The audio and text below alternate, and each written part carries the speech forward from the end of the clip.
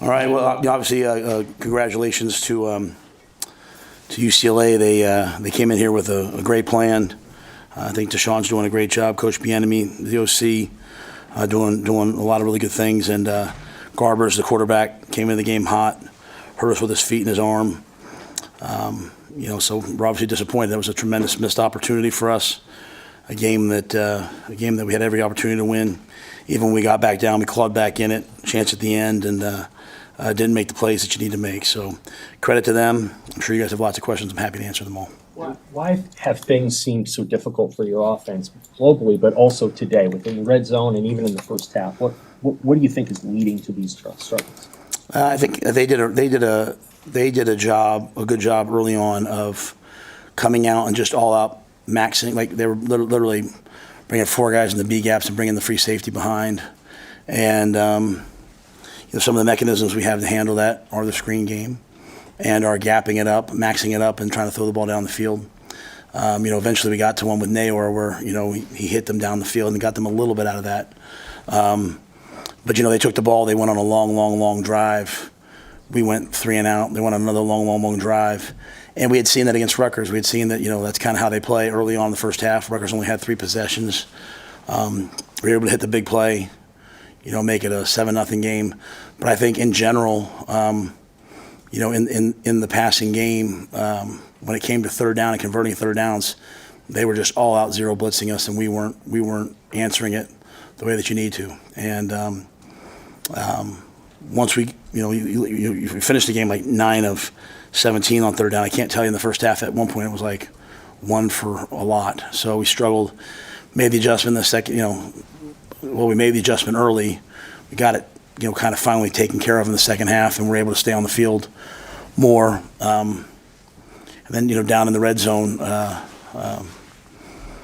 first time down there we scored, obviously, right? So that was, we were good there. Really, the one before the half, put the ball in the 2. We've been running the power play. We lost Barrett, so we put Elijah Judy in at fullback. He was doing a great job. He went down. So just kind of really more a matter of a couple times bodies, and then just finding the play to get in. They maxed us again, zeroed us up, and we just didn't withstand it. So in terms of everything that went wrong, in the first half, I came in to the guys, Sam in the locker room. I said, that's about as bad a half of football as you could withstand between the offense and the defense, and yet it was 13-7. So I thought we were excited to go out and play in the second half, and then unfortunately had that pick six, but still crawled back into it. So I think there's a lot of things that we have to continue to work on. What did they do in the first quarter to kind of tip the scale so much? 21 plays to your 3, 4 or 5 on third downs. What were they doing to get you so off balanced as a defense? Because we didn't see that last week against a team on paper in Ohio State that obviously most would consider a pretty elite offense. Yeah, they've done that. This team, UCLA, coming in, they went down the field and scored on the first drive against Rutgers. I believe they scored on the first drive against Minnesota. They have a veteran quarterback who's kind of finding his rhythm in that offense. And they won on third down versus man. They threw the shallow cross, they threw the corner out. We were able to hold them to a field goal, but we just couldn't get off the field early on in that drive on that series. And then the second time through, we really couldn't get off the field as well. As I told the guys when I kind of pulled them all up, it was we had a sack. We just kind of fell off him. He ran out. We had another one where we blitzed 5, and he went up in the A gap, went for about 60 yards. So a lot of little things that aren't really about talent, but just about us kind of making the play that's there to be made. And I thought we settled down a little bit after that. But I think Garber's legs hurt us, and but we came into it knowing like, hey, they've moved well early. The key to people has been wearing them down in the fourth quarter. Like that game was a carbon copy of their Minnesota game, where Minnesota got the ball back and went down the field. They just made one more play to win the game, and unfortunately, Heinrich makes the fourth down stop. We get down there, and then we take a penalty, we lose the time, and we don't make the plays. That penalty, pick 6 on the first play of the third quarter, how difficult was that to withstand? And do you think that Dylan did he not see the linebacker? And also was that an issue with him as far as not seeing things downfield at times during the game? Well, I think he was under duress in the first half, and I think any young quarterback coming out of that would probably start to see a lot. you know, the old saying, you see a lot, you see a little, you see a little, you see a lot. I think he wasn't real comfortable. You know, I don't want to speak for him, but with all the things he was saying, I don't think he was real comfortable. No, that was a play action pass to Thomas down the middle of the field into cover two, and I mean, he was running free. It was going to be an explosive play, and in behind it is an in cut, and he just threw the in cut. So credit to him. I thought after that, you know, he settled down. We found some run game, and again, a lot of that was kind of what we had seen people do against them, right?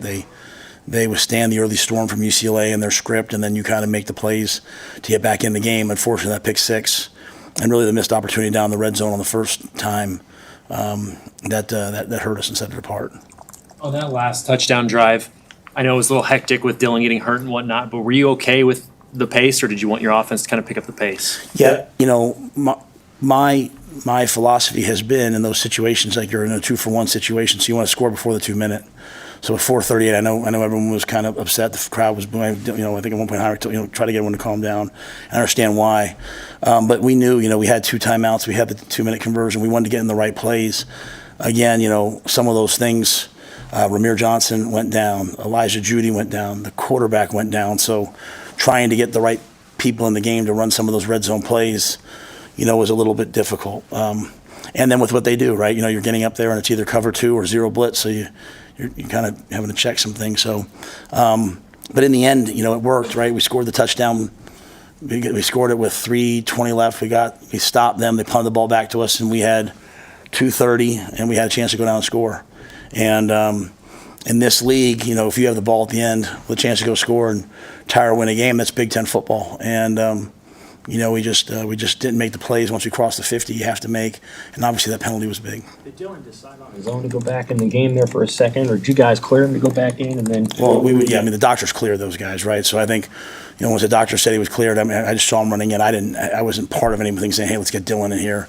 I think once he went through whatever testing they had, he went to run out, and then you know, obviously they just felt the pain again and just said, hey, I can't do this. So. Do you have a sense of where the injury was and what caused it? Was it just a hit? I think it was a hit to his back. Yeah, I think it was his back. How tough is this going into the bye week now? I mean, you had an opportunity, obviously, today to get to number 6. Now you got another whole week to think about this. I mean, how do you move forward from something like today? I mean, you just try to dominate tomorrow. I mean, you know, it is what it is. I mean, it was a tremendous missed opportunity. You know, it's a game that you know, despite everything that happened early on, we weathered the storm and had a chance to go in. And you know, now we have to battle back. So, you know, it's the same question. You know, you guys asked me after Indiana. I said, hey, we'll be back. You know, I expect us to be back. You know, along the way, you know, obviously when something like that, you know, today happens, and you know, that people are going to be disgruntled. You're going to hear things, and the players are going to hear things, and that's all part of it, right? That's all part of when you lose a game like this. And so, you know, if I was in the stands today, I'd be frustrated. You know, I know a lot of guys probably in that locker room are frustrated because they know we're better than that, right? And but you know, we are where we are, and you have to just have to play yourself back into it. And we have 3 more opportunities to go play football. We've got some great seniors that, you know, I know want to win one, if not 2 or 3, and that's what we'll have to do. I know you guys have a standard. Players talk about having a standard on defense, and it felt like last week you played with that, but maybe 2 of the last 3 games maybe didn't play with that in the first half. Do you have a sense of why that maybe hasn't quite been there in the Indiana and this game? Well, I think, you know, sometimes you know, you have to give credit to the other team. You know, I mean, you know, they scored 35 points the last time they played, coming off a bye. I thought they threw and caught. You know, it wasn't like a game other than that one crack toss. It wasn't a game like we didn't tackle. We had some opportunities on the quarterback, and then we started making some plays late. You know, after that pick 6, you know, I thought the rest, you know, when we come out the first drive of the second half, we have the pick 6. I thought the defense after that, you know, they did give up, you know, 1 score, but I thought they hung in there. But I think a lot of credit has to go to UCLA and their passing game and the things that they did, and quarterback making plays. You know, Tommy got back out there. You know, he went and played. So, yeah, I don't think this didn't feel like, you know, they weren't trying or anything like that. It just, you know, this was a good offense today, and you know, I told them I prepared them. It was 17-17 against LSU, and late in the third quarter, going into the fourth quarter, just LSU made the plays in the fourth quarter, and I wanted to get to the fourth quarter and make more plays than they did, and you know, we came close, but we just didn't do it.